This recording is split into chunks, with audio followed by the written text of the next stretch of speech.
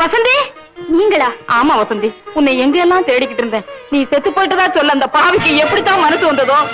செத்து போயிட்டுதான் சொன்னாங்களா? யாரு? வேற யாரு? உங்க மாமன் தான்.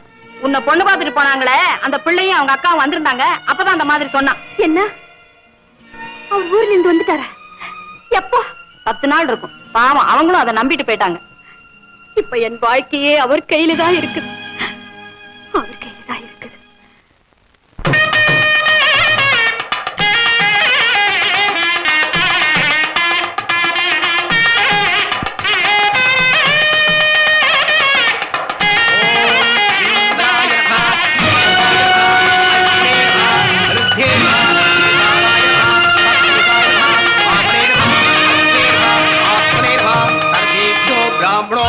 பரீட்சை எழுதுறதுக்கு நான் காரணமா இருக்கக்கூடிய பாக்கியம் கிடைச்சிருக்கு. அதுவே எனக்கு போதும். நான் பரீட்சை எழுதலன்னா கூட எப்படியோ சமாளிச்சுடுவேன். எனக்கு என்ன சொல்றதுன்னே புரியல மல்லி.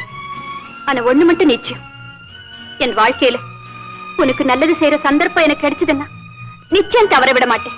வசந்தி, நம்ம 2 பேரை பொறுத்த வரைக்கும் நீ எங்கேயோ நான் எங்கேயோன்னு ஆயிடக்கூடாது. உனக்கு கல்யாணம் நடக்கும் போது நான் தான் முதல்ல வந்து நிப்பேன்.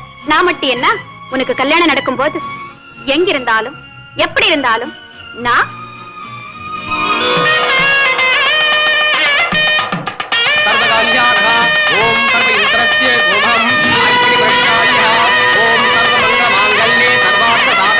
சரண்யே தேவி நாராயணி நமோஸ்துதே மாங்கல்யம் தந்து நானேன மம ஜீவன ஹேதுனா கண்டே பத்நாம துபே ஜீவ சரள பரம் பரம மாங்கல்யார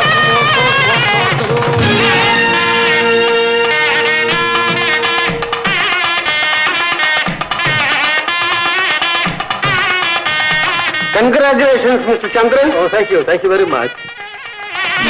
வசந்தி, வசந்தி வந்துட்டியா?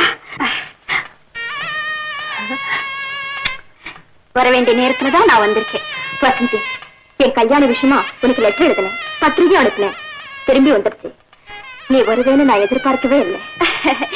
தோட்டத்துல உதிர்ந்த மலர காத்து கடவுள் சந்நிதியில கொண்டு வந்து போடுற மாதிரி நான் எப்படி உன் கல்யாணத்துக்கு வந்து சேர்ந்துட்டேன் இல்லையா? பெரியவங்க இதைத்தான் மனம் போல மாங்கல்யம்னு சொல்றாங்க. ஆமா, உன் விஷயத்துல அது உண்மையாச்சு.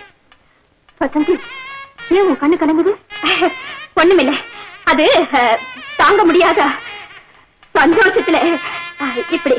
இப்ப சொல்லு, நான் கொடுத்து வச்சவா இல்லையா? கொடுத்து வச்சவா? நீதான் கொடுத்து வச்சவா. இந்த மாப்பிள்ள, அதாவது இப்படிப்பட்ட ஒரு மாப்பிள்ள உனக்கு கிடைப்பாருன்னு நான் நினைக்கவே இல்லை. எல்லாரும் அப்படிதான் சொல்றாங்க. வசந்தி, உனக்கு தெரியுமா, அவர் ஒரு பெரிய வக்கீல். ஆஹா, அவர் தொட்ட வழக்கு தோல்வி கண்டதே இல்லையா? அப்படியா? ரொம்ப ராசிக்காரர்.